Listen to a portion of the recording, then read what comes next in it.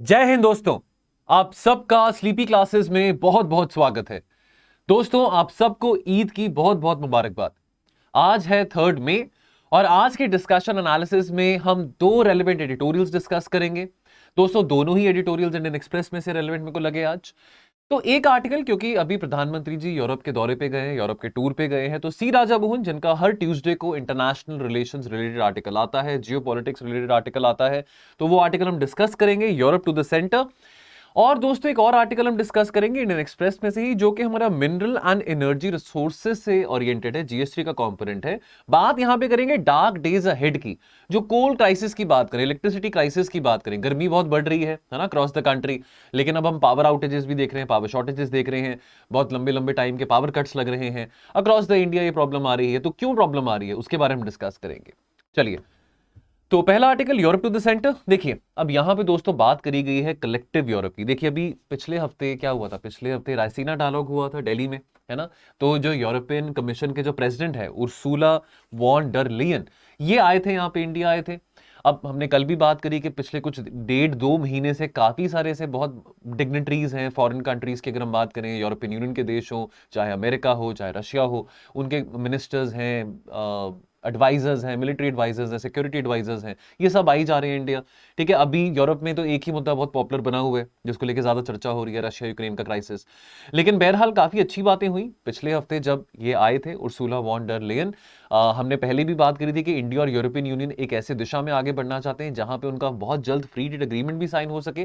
काफी लंबे अरसे से बात चलती आ रही है। तो यहाँ पे जब वो आए थे तो ट्रेड एंड टेक्नोलॉजी काउंसिल की यहाँ पे बात करी गई थी। इंडिया यूरोप का ट्रेड एंड टेक्नोलॉजी काउंसिल एक साइन करा गया था कि कैसे हम ट्रेड को और ज्यादा इंटीग्रेट कर सकते हैं, कैसे हम टेक्नोलॉजिकल एडवांसेस कर सकते हैं, टेक्नोलॉजिकल ट्रांसफर कैसे हम ले सकते हैं यूरोपियन यूनियन के देशों से, अपना टेक्निकल नो हाउ कैसे बढ़ा सकते हैं।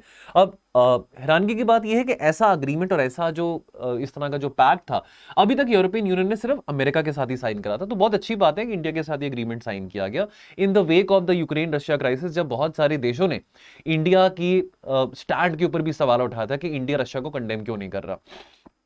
फोकस इस बार के जो यूरोप का दौरा रहेगा, फोकस इस बार रहेगा कि हमारे जो बायलेटरल रिलेशंस हैं जर्मनी के साथ, फ्रांस के साथ, और very important the Nordic countries के साथ। देखिए, जर्मनी फ्रांस दोनों बहुत ही पावरफुल नेशंस हैं in the whole European Union. In fact most of the affairs of European Union are managed by Germany and France. लेकिन बड़ी रेलेवेंट बात है नॉर्डिक कंट्रीज की। देखिए, अगर हम नदर्न यूरोप की बात करें, हम स्कैंडिनेवियन कंट्रीज की बात करें, तो ज्यादा कभी फोकस में हमने नॉर्डिक कंट्रीज को नहीं रखा जब हमने अपनी पॉलिसी टुवर्ड्स यूरोप डिजाइन करी है। अब यहाँ पे देखिए, नॉर्डिक कंट्रीज की अगर बात करें, यहाँ पे बहुत हाई लाइफ एक्सपेक्टेंसी है, बड़े अच्छे ह्यूमन डेवलपमेंट इंडिकेटर्स हैं, राइट। लोग यहाँ पे बहुत पीस लविंग है, तो मतलब बहुत प्रोस्पेरिटी भी इन देशों में, और बहुत कम आबादी है इन देशों में। और इनकी अगर जीडीपी की बात करें, इनकी जीडीपी भी बहुत इंप्रेसिव है। इनफैक्ट अगर ये 5 नॉर्डिक देशों की बात करें, इनकी जो जीडीपी, कंबाइंड जीडीपी है, वो रशिया से भी काफी ज्यादा है। तो बहुत अच्छी बात है कि हमारा फोकस नॉर्डिक कंट्रीज पे भी रहेगा। चलिए, अब प्रधानमंत्री का जो दौरा है यूरोप को, now this gives a better opportunity to Delhi के कैसे हम रीअसेस कर सकते हैं सिचुएशन इन यूरोप, क्या माहौल है यूरोप में। देखिए, अब बहुत लंबे अरसे के बाद प्रधानमंत्री गए हैं यूरोप। अब 2-2.5 महीने से रशिया यूक्रेन का मुद्दा भी वहां पे यूरोप में चल रहा है। बहुत सारे जो यूरोपियन देश हैं वो भी डिलेमा में हैं, क्योंकि उनकी डिपेंडेंसी रशिया के ऊपर बहुत ज्यादा थी। एनर्जी इंपोर्ट्स की बात करें रशिया से, अब बहुत सारे जो देश हैं ये अब बहुत they are very disturbed by this Russian aggression on Ukraine as well. तो यहाँ पे एक मौका है कि कैसे हम अपनी सहानुभूति दे सकते हैं यूरोपियन देशों को, कैसे हम अपनी सपोर्ट दिखा सकते हैं। प्रधानमंत्री ने कल न्यूज में भी आया था, कल शाम को ये बात आ रही थी, प्रधानमंत्री ने बहुत कैटेगोरिकली कहा था कि देखिए, रशिया यूक्रेन की लड़ाई में विनर कोई भी नहीं होगा, सिकंदर यहां पे कोई भी नहीं होगा। तो हम, ठीक है, बहुत सारे देशों ने हमारा सवाल भी उठाया कि आप इतने चुप क्यों हैं, कंडेम क्यों नहीं कर रहे, लेकिन हमने बहुत ये क्लियर कर दी है कि देखिए, हम रशिया के एक्शन को, रशिया के एग्रेशन को एंडोर्स नहीं कर रहे हैं। अब बात करें जर्मनी की, बर्लिन की। ठीक है, अब देखिए यहाँ पे जर्मनी में, अच्छा इंटरेस्टिंग बात क्या है, जर्मनी में एक नए चांसलर हैं, है ना, ओलाफ स्कॉल्स उनका नाम है। और अभी फ्रांस में इमैनुअल मैक्रोन फिर से रीइलेक्ट हुए हैं। तो बड़े अच्छे टाइम पे प्रधानमंत्री गए हैं यूरोप के दौरे पे। ठीक है, इन दोनों लीडर्स के साथ बात करनी है। अब यहाँ पे क्या है, देखिए, अब दोनों इंडिया और जर्मनी की बात करें, तो दोनों इंडिया और जर्मनी के संबंध बिफोर द रशिया, अभी तो चलो हमारे भी संबंध रशिया के साथ अच्छे हैं, लेकिन कहीं ना कहीं जर्मनी और रशिया के रिश्ते में बहुत दरार देखने को मिली है after the Russia Ukraine crisis. हमने पहले भी बात करी है कि इंडिया और रशिया का इतना ट्रेड नहीं है जितना जर्मनी और रशिया का ट्रेड है। जर्मन इकोनॉमी बहुत ज्यादा डिपेंडेंट है रशियन इकोनॉमी के ऊपर। ठीक है, Now, having built up significant engagement with Russia over the last so many decades, अब इंडिया और जर्मनी दोनों बहुत प्रेशर में है कि कैसे वो अपने रशिया के साथ जो रिश्ते हैं उसको थोड़ा डिसइंटैंगल कर सके। अब जब ओलाफ स्कॉल्स नए नए चांसलर बने ही थे, तभी ये फरवरी में जब रशिया यूक्रेन क्राइसिस शुरू भी हुआ था, तो जो बाइडेन ने ओलाफ स्कॉल्स के सामने कहा था कि भाई तुम जर्मनी अब ये नॉर्थ स्ट्रीम 2 पाइपलाइन से रशिया से गैस नहीं मंगवाओगे। अब डेफिनेटली जर्मनी को भी बहुत, एक जर्मनी भी प्रेशर में था, एक तो नए नए चांसलर बने ओलाफ स्कॉल्स, उसके बाद प्रेशर अमेरिका से भी था, ठीक है। अब आपको पता है कि अमेरिका एक बहुत बड़ा प्लेयर है नेटो अफेयर्स की अगर हम बात करें, तो ऑब्वियसली वो अमेरिका को डिनाई भी नहीं कर सकते। अगर अमेरिका ने बात बोली है तो जर्मनी को माननी भी पड़ेगी। तो दोनों, इंडिया को भी डिलेमा, अब देखिए क्वाड में, अब चलो वहां पे जर्मनी नेटो में है अमेरिका के साथ, यहाँ पे हम क्वाड में हैं, तो अमेरिका ने हमको भी बहुत प्रेशराइज किया था, ठीक है। लेकिन हम इंडिया और जर्मनी दोनों की बात करें तो वी वर वेरी क्लियर कि भाई हम किसी के प्रेशर में आके अपने रिलेशंस रशिया के साथ खराब नहीं करेंगे। और एक बड़ी कॉमन बात दोनों इंडिया और जर्मनी के बीच में है, देखिए हमारे तो देखिए टेरिटोरियल डिस्प्यूट्स हैं चाइना के साथ, आज से नहीं कितने साल हो गए हैं ना, कितने 60-65 साल हो चुके हैं इस बात को। लेकिन जर्मनी की बात करें, जर्मनी देखिए जो चीजें हैं ना वो commercial angle point of view से सोचता है। जर्मनी के लिए commerce matters a lot, trade matters a lot. लेकिन दोनों का इंडिया और जर्मनी दोनों का ये कहना था, ये स्टैंड था कि चलो जितना हम ट्रेड चाइना के साथ बढ़ाएंगे उतना ही चाइना का जो अग्रेशन है वो थोड़ा मॉडरेट हो पाएगा। लेकिन दोनों को, इंडिया और जर्मनी दोनों को अब सेकंड थॉट्स आ रहे हैं, चलो हमारा तो बहुत ज्यादा ट्रेड डेफिसिट है चाइना के साथ, ठीक है, बहुत हम इंपोर्ट करते हैं चाइना से। लेकिन दोनों, इंडिया और जर्मनी को अब ये थोड़े सेकंड थॉट्स आ रहे हैं कि क्या हमको अपनी जो पॉलिसी है टुवर्ड्स चाइना उसको रीथिंक करना पड़ेगा कि ट्रेड बढ़ाने से फायदा क्या हुआ है, क्या वाकई में चाइना मॉडरेट हो चुका है अपनी डोमिनेंस को लेके, अपनी मस्कुलर पॉलिसी को लेके। ना what is the debate in Berlin? देखिए कोई सरप्राइज वाली बात नहीं है कि जो यूक्रेन में लड़ाई चल रही है that will obviously be shadowing during the prime minister's visit to Europe, ठीक है। Now there is much surprise in India at the level of international interest in India strategic ties to Moscow. लेकिन जो debate Germany में है, Germany और Russia के रिश्ते को लेके, वो ज्यादा हार्श है, वो ज्यादा स्ट्रिक्ट है। यानी कि जर्मनी के ऊपर और भी ज्यादा कड़े सवाल उठाए जा रहे हैं। बिकॉज अगर हम जर्मनी रशिया की बात करें, कहां उनका ट्रेड 60-70 बिलियन डॉलर्स का है और हमारा ट्रेड कितना है रशिया के साथ, 10 बिलियन डॉलर्स का। तो जर्मनी के ऊपर ज्यादा प्रेशर है कि कैसे वो अपनी इकोनॉमी को थोड़ा डिसइंटैंगल कर सकता है रशिया से, ठीक है जी। अब जैसे हमको पता है कि जर्मनी बहुत हेवीली रिलाई करता है रशिया के गैस के ऊपर, नेचुरल गैस के ऊपर, ठीक है। और अगर हम इंडिया की बात करें तो हम तो चलो बहुत पुराना संबंध है हमारा रशिया के साथ। इनफैक्ट रशिया हमारा मेजर डिफेंस इंपोर्टर रह चुका है, बहुत सारा डिफेंस का सामान, एमिनेशन का सामान कितने सालों से हम रशिया से मंगाते आ रहे हैं। चलो अब वो थोड़ा वॉल्यूम कम हो गया है, बट नेवरदलेस हमारी डिपेंडेंसी भी रशिया के ऊपर कहीं ना कहीं तो बहुत ज्यादा बनी हुई थी, ठीक है। Now we have to be sure that Berlin and Delhi, ये बात अब श्योर करनी बहुत जरूरी है। यहां पे सी राजा मोहन कह रहे हैं कि जर्मनी और इंडिया दोनों ही वेस्टर्न प्रेशर में आके अपने रिश्ते रशिया के साथ खराब ना करें। देखिए कुछ नहीं पता आने वाले समय में क्या होगा क्या नहीं होगा, इंटरनेशनल रिलेशन में कोई भी बात फिक्स नहीं होती है, चीजें बदलती रहती हैं, है ना। तो ये बात हम बार बार डिस्कस भी करते रहते हैं। अब कमर्स ड्राइव्स जर्मनी, देखिए हमारे, मैंने अभी बात बोली कि चलो हमारे अपने डिस्प्यूट्स हैं चाइना के साथ, हम ये सोचें कि हमारे डिस्प्यूट्स हैं तो जर्मनी हमारा स्टैंड लेगा या फ्रांस हमारा स्टैंड लेगा, नहीं। ये दोनों देश जो हैं अपने कमर्स के हिसाब से सोचते हैं। जर्मनी के तो कोई डिस्प्यूट नहीं है ना, टेरिटोरियल डिस्प्यूट जर्मनी का तो कोई चाइना के साथ नहीं है, ठीक है। चलो आज लड़ाई है, लेकिन अब चलो, अब ये बात भी हमने सामने अभी पीछे पड़ी थी कि चलो जर्मनी कोशिश कर रहा है कि आने वाले 4-5 साल में कैसे जो डिपेंडेंसी है रशियन नेचुरल गैस के ऊपर वो बिल्कुल 0% हो जाए। लेकिन रियलिटी कुछ और है, इतना आसान नहीं होने वाला, ठीक है ना। What really drives Germany is commerce. तो यहां पे एक मौका है कि कैसे इंडिया और जर्मनी दोनों अपने ट्रेड के रिश्ते को थोड़ा और स्ट्रेंथन कर सकते हैं। तो यहां पे सी राजा मोहन कह रहे हैं कि अगर कोई मौका आया था तो वो आज मौका आया है कि जहां पे हम बहुत बड़ा सोच सकते हैं भविष्य के बारे, खास करके जब जर्मनी और इंडिया के ट्रेड और इन्वेस्टमेंट रिलेशंस की बात आती है। अब उसके बाद फ्रांस की बात करें, देखिए again France like Germany is a very powerful nation in the European union. बहुत इंपॉर्टेंट जो अफेयर्स है यूरोपियन यूनियन के वो फ्रांस मैनेज करता है, ठीक है। अब जो डिस्कशंस हैं, अब देखिए अब फ्रांस में इमैनुअल मैक्रोन फिर से रीइलेक्ट हुए, ये बहुत अच्छी बात है इंडिया के लिए, काफी अच्छे रिलेशंस हैं हमारे फ्रांस के साथ। फ्रांस बहुत देखिए डिस्टर्ब भी हुआ था जब ऑकस अलायंस बना, तो France was taken aback because अब जब यूएसए ने बोला कि जी हम ऑस्ट्रेलिया को सबमरीन टेक्नोलॉजी बनाने की टेक्निक बताएंगे, न्यूक्लियर सबमरीन टेक्नोलॉजी क्या होती है हम बताएंगे, तो फ्रांस बड़ा हर्ट भी हुआ था, ठीक है। फ्रांस ने कहा था कि ऑस्ट्रेलिया ने तो हमारे साथ कितना $60 बिलियन की डील साइन कर दी सबमरीन्स की, लेकिन अब बैकआउट कर रहा है ऑस्ट्रेलिया, वॉकस का अलायंस बन गया। तो यहां पे इंडिया ने मौका ढूंढा ढूंढा कि कैसे फ्रांस के साथ हम ज्यादा सिनर्जी दिखा सकते हैं हमारी इंडो पैसिफिक आउटरीच को लेके। अब ये जो डिस्कशंस और implications of the war in Ukraine, अब इसकी बातचीत तो होगी ऑब्वियसली फ्रांस के जो प्रेसिडेंट के साथ, लेकिन इसका इंपैक्ट यूरेशिया पे क्या होगा, ईस्टर्न यूरोप पे क्या होगा, इसका इंपैक्ट इंडो पैसिफिक पे क्या होगा। बिकॉज मैं पहले भी बहुत बार कह चुका हूं कि अब ये जो देश है, जो अभी यूरोपियन पावर्स की बात करें, अमेरिका की बात करें, इनकी अटेंशन अभी इंडो पैसिफिक में कम है और यूरोप पे ज्यादा है because of the Russia Ukraine issue. ठीक है, अब दोनों लीडर्स ने, मोदी जी ने और इमैनुअल मैक्रोन ने, दोनों लीडर्स ने फाउंडेशन ले करी थी for a strong strategic partnership back in 2018।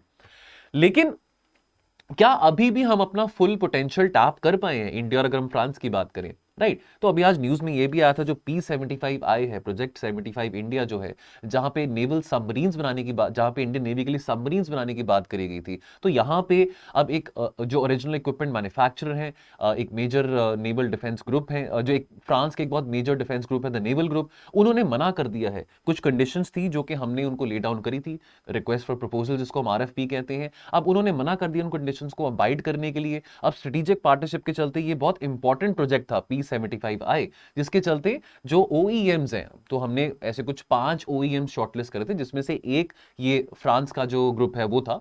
And उसके चलते यहां पे इन्होंने दावा किया था कि हम आपकी हेल्प करेंगे सबमरीन्स बनाने के लिए। अब वो फ्रांस के डिफेंस ग्रुप, नेवल ग्रुप ने वो बैकआउट कर दिया है।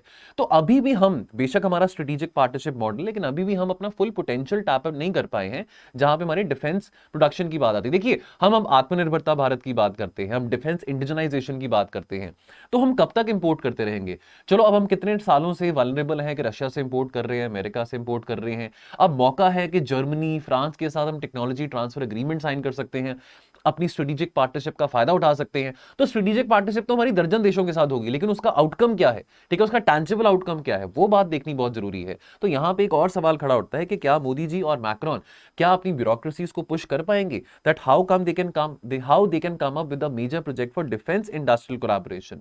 तो एक और सवाल यहां पे खड़ा उठता है कि can Delhi and Paris match India strategic collaboration with Russia on maritime nuclear propulsion. तो जितने स्ट्रेटेजिक संबंध हमारे रशिया के साथ रह चुके हैं, जितना सारा हमने एमिनेशन का सामान, डिफेंस का सामान रशिया से इंपोर्ट करा है, तो हम ये नहीं चाहेंगे कि कल को हम पेरिस से या बर्लिन से इंपोर्ट करना शुरू कर दें। बट कितना हमको हेल्प मिल सकती है इन दोनों देशों से अगर हम अपने डिफेंस प्रोग्राम की इंडिजनाइजेशन की बात करते हैं। फिर बात आती है इंडिया नॉर्डिक टाइज की। देखिए, डेनमार्क की राजधानी कोपेनहेगन, ठीक है, तो यहां पे समिट होगा, ठीक है, यहां पे डेनमार्क ने इनवाइट करा इंडिया को एक समिट के लिए। The Nordic summit will be hosted by Denmark, ठीक है, तो यहां पे बायलैटरल टॉक्स की जाएंगे। इनफैक्ट एक और बात आपको बताना चाहता हूं कि डेनमार्क बहुत एक्टिवली इन्वेस्ट कर रहा है तमिलनाडु में, बहुत सारे रिन्यूएबल एनर्जी प्रोजेक्ट्स में बहुत ज्यादा इन्वेस्टमेंट करी है डेनमार्क ने तमिलनाडु में, ठीक है। तो ये बहुत अच्छी बात है बिकॉज रिन्यूएबल एनर्जी को हम भी टैप करना चाहते हैं। तो कुछ सालों में हमने ये बात समझ ली है कि भी ये जो छोटे देश हैं, जो नॉर्दर्न यूरोप की बात करें, नॉर्डिक कंट्रीज की बात करें, बहुत इंपॉर्टेंट है हमारी डेवलपमेंट के लिए। बहुत कुछ है इन देशों से सीखने के लिए, ठीक है, जो हम इनकॉर्पोरेट कर सकते हैं। तो नॉर्डिक 5 कौन से हैं? Denmark, Finland, Iceland, Norway and Sweden. तो एक एक्रोनिम, जैसे एक्रोनिम से चीजें याद रहती हैं, है ना, हर आप अपना कोई एक्रोनिम बना सकते हैं। तो नॉर्डिक देशों का अगर एक्रोनिम एक जो मतलब मेरे को भी स्ट्राइक कर रहा है वो है फाइंड्स, ठीक है, फाइंड यानी कि ढूंढना और साथ में एस लगा दिया, ठीक है। तो यहां पे आपका फिनलैंड, आइसलैंड, आपका नॉर्वे, डेनमार्क और स्वीडन, ये आपके 5 देश बन गए, ठीक है। अब मैंने वही आपको बात भी बोली थी कि इनकी आबादी तो यहाँ पे बहुत कम है नॉर्डिक देशों में, लेकिन इनकी जीडीपी की बात करें, जीडीपी बहुत ज्यादा ग्रेटर है एज कंपेयर टू रशिया।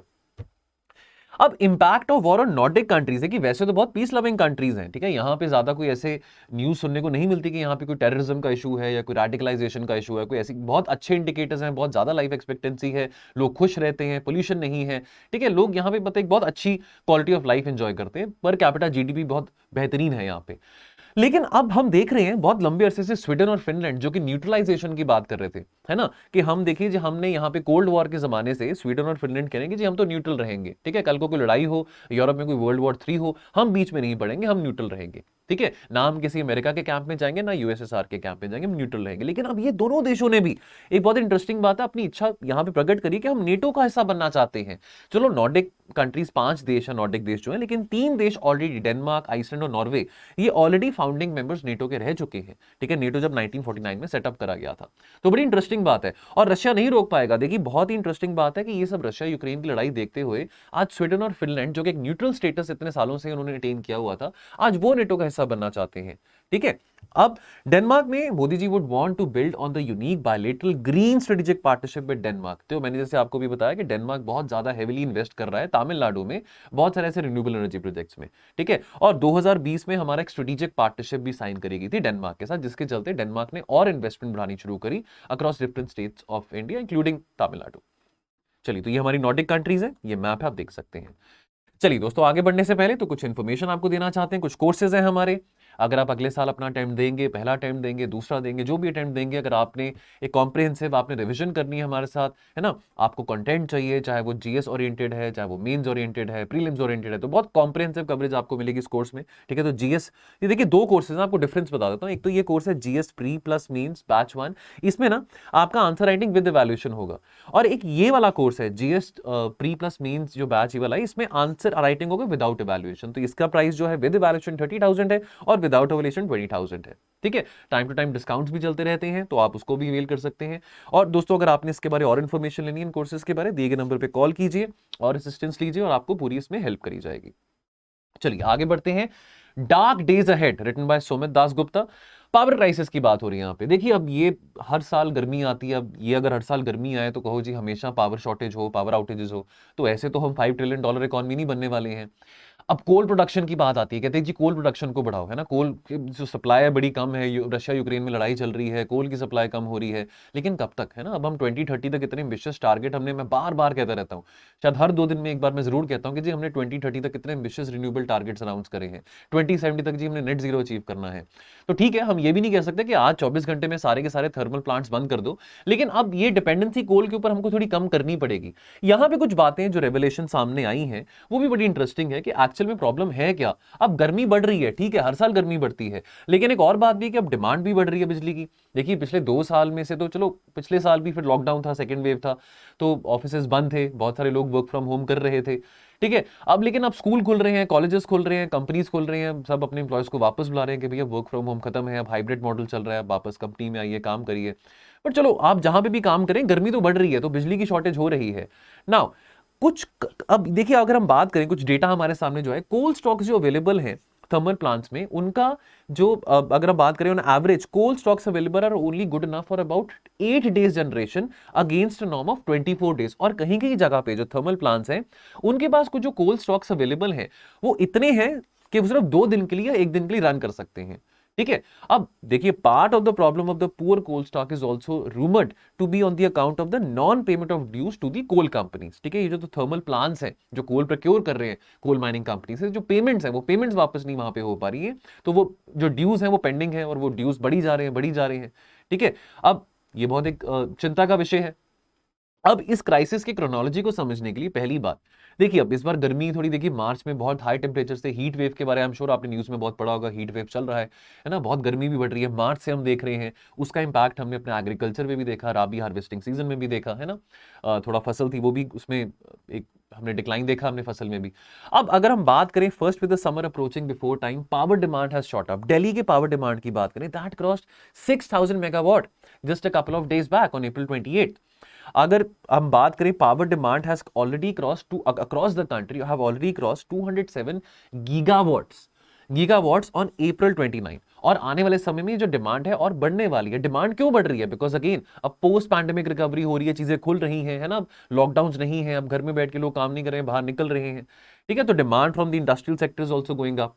ठीक है, अब बात यहां पे और समझते हैं कि कोल क्राइसिस के बारे। Now what is important to notice that ये जो कोल क्राइसिस है, it is not because of any deficit in the supply of coal from domestic sources. तो अगर coal dispatches from Coal India की बात करें ड्यूरिंग 2021-22, तो that was 23% higher than in the previous year.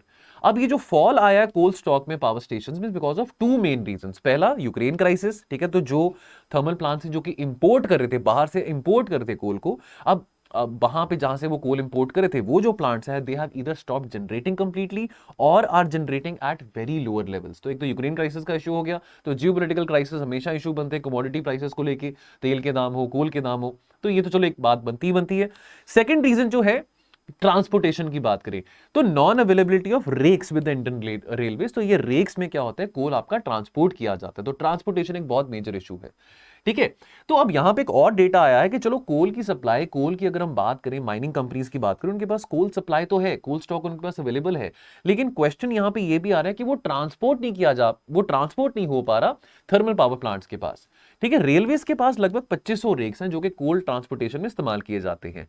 ठीक है, इसमें से 2500 में से जो 100 रेक्स हैं दे आर यूज्ड, तो अब एक दिन की अगर हम बात करें, 2500 रेक्स है ना, एक दिन में 525 रेक्स हैं जिसमें कोल ट्रांसपोर्ट किया जा सकता है, जो कि इंडियन रेलवे प्रोवाइड कर सकता है। अब इसमें से जो 100 रेक्स हैं they are use for transporting imported coal, तो बचे कितने, 425 रेक्स, और जो टर्न अराउंड टाइम है वो लगभग 4.5 से 5 दिन का है। तो रेक्स की एक थोड़ी यहां पे डेफिसिट आ रहा है, रेक्स हमारे पास बहुत कम है जिसमें कोल ट्रांसपोर्ट किया जाता है। तो ये आपके दोस्तों रेक्स है जिसमें कोल ट्रांसपोर्ट किया जाता है। तो वे फॉरवर्ड क्या है, ठीक है। अब देखिए आगे हमको कोशिश करनी पड़ेगी कि हम कैसे अपने स्टॉक्स को और बढ़ा सकें। ठीक है, कोल प्रोडक्शन थोड़ी इंक्रीज करनी पड़ेगी, हालांकि तो अच्छी बात नहीं है, बिकॉज ऑब्वियसली इन्वायरमेंटली ये अच्छी इन्वायरमेंट प्रैक्टिस तो नहीं कि हम कोल की प्रोडक्शन को इंक्रीज करें, लेकिन अभी हम ये भी नहीं कह सकते कि अपने थर्मल पावर प्लांट्स बंद कर दो, है ना। बिजली की अब रिक्वायरमेंट तो है, तो भी तो कोल से ही हो रही है। कल भी हमने बात डिस्कस करी थी, है ना, कल जब हमने मिशन ट्रेडिंग स्कीम की बात करी थी कि अभी भी हमारी जो रिक्वायरमेंट है, बिजली की रिक्वायरमेंट जो है वो 70 to 75% कोल से ही, मतलब थर्मल पावर प्लांट से ही जनरेट हो रही है। ठीक है, तो प्रोडक्शन को एनहांस करना पड़ेगा ताकि जो रिप्लेनिशमेंट रेट है that is higher than the consumption. ठीक है, और ट्रांसपोर्टेशन की भी अगर हम बात करें तो ट्रांसपोर्टेशन नॉर्म्स को भी हमको देखना पड़ेगा ताकि इफेक्टिवली जो कोल है वो ट्रांसपोर्ट हो सके from the mining companies to the thermal power plants. ठीक है, नाउ दिस इज ऑल्सो, यहां पे अंत में एक और बात कंक्लूड करेगी that this is also the right time to enhance coal production and build adequate stocks.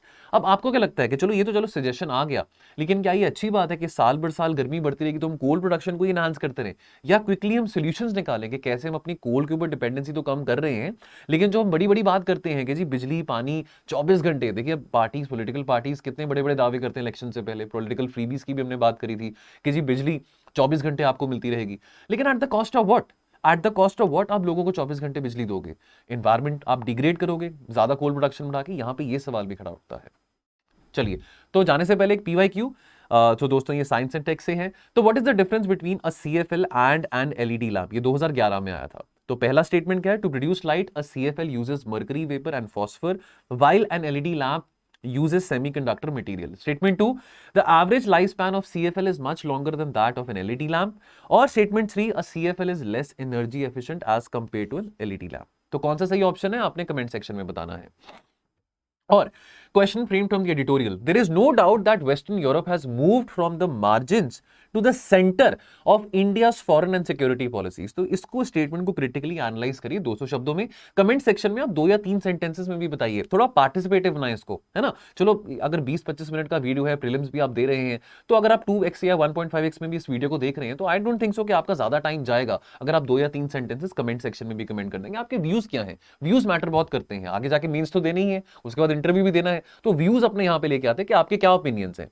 और ऑप्शन दूसरा क्या है, are we heading towards a dark and hot summer, enlist the reasons for the recent power outages amidst the soaring high temperatures across India। 200 शब्दों में इसको बताइए। चलिए, सो दोस्तों आज के एनालिसिस में इतना ही, मिलेंगे कल और एनालिसिस के साथ, तो आप अपना ख्याल रखिए और पढ़ते रहिए। थैंक यू सो मच, जय हिंद।